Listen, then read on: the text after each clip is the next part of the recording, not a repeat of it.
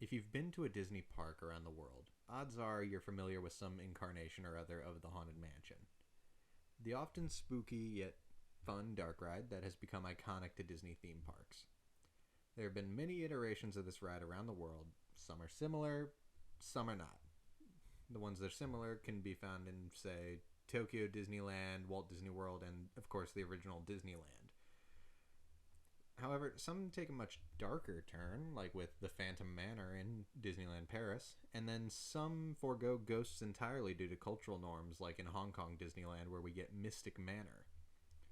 And trust me, all of these probably warrant their own video down the line. We'll get to that. Today, however, I want to talk about a place that never quite made it to being built. A place that can only really be described as strange, surreal, and weird. A place called the Museum of the Weird came about during the development of the original Haunted Mansion at Disneyland. The brainchild of Disney animator and early Imagineer Rolly Crump. Even if you don't know the name, you've probably known his work. During his time in Imagineering, then known as WED, Rolly designed a lot of iconic sites around Disneyland. The Tikis in the Enchanted Tiki Room, the Tower of the Four Winds, which served as the marquee for It's a Small World during its time at the New York World's Fair. And when It's a Small World moved to Disneyland, Rolly designed the iconic exterior of a massive smiling clock. However, the Museum of the Weird was the idea that never made it out of the workshop. The Museum of the Weird came to be when Imagineers weren't quite sure in what direction to take their proposed ghost house idea. Would it be a dark and terrifying trip through an old abandoned mansion? Would it be a fun and slightly spooky adventure with some happy haunts? During this stage of development and wanting to look beyond the standard idea of a haunted house, Rolly started imagining a lobby of sorts full of strange and supernatural artifacts. From there, he began inventing said artifacts that would populate his museum.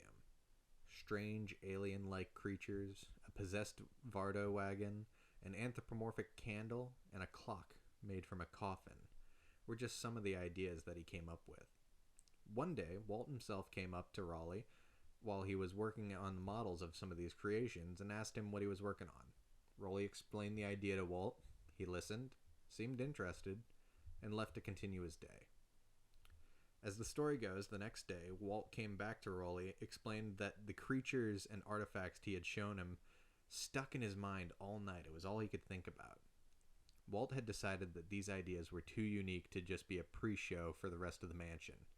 So they began plans on a separate walkthrough attraction next door to the mansion. A full museum dedicated to the strange and the macabre. A museum of the weird. Roland, I want you to meet Julie Reams. She is Miss Disneyland Pensennial.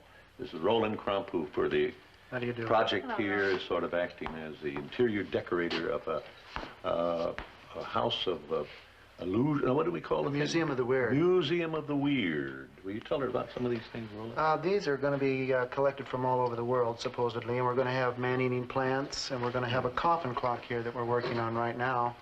We have a gypsy cart that comes to life with ghosts inside of it. We have a candle man. These are just things that are collected from all over the world. Just the weirdest things we could find. Yeah, we're also collecting real ghosts to bring you. You believe in ghosts, don't you, Julie? No. You don't? Not really. Well, let me take you over here and convince you that they do exist. Now, you peek right in this little... Progress proceeded with the mansion, to the point where they had already constructed the show building before the ideas for the inside of the attraction were even finalized. The mansion, as we know it in Disneyland today, sat there for years before the ride was even done.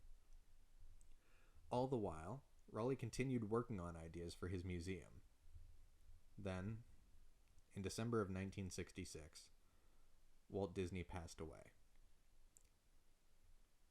His passing left a void in the Walt Disney Company, and especially in the Imagineers, and that cannot be understated.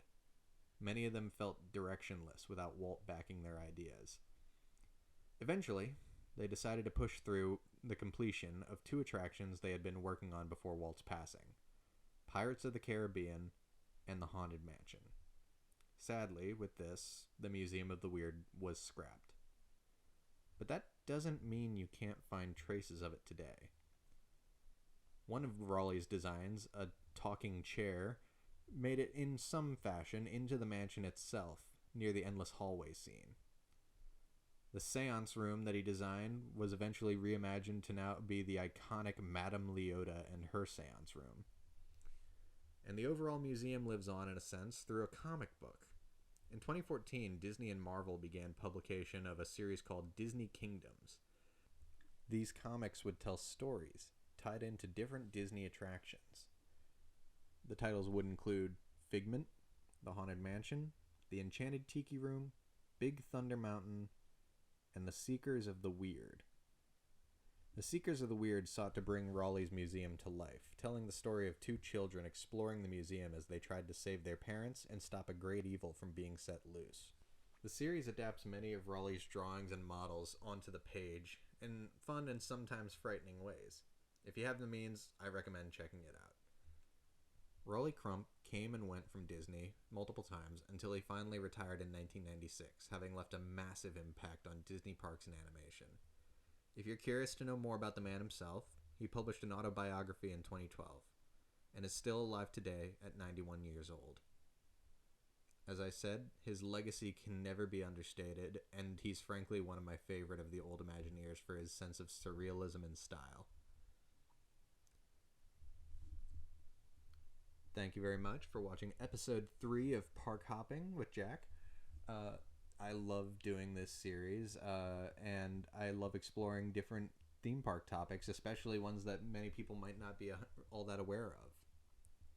If you have any ideas for a future episode, leave it down in the comments, and don't forget to like and subscribe. It helps out a lot. I'd love to see this grow so we can start doing this more. Again, thank you so much for joining me, and I'll see you all next time.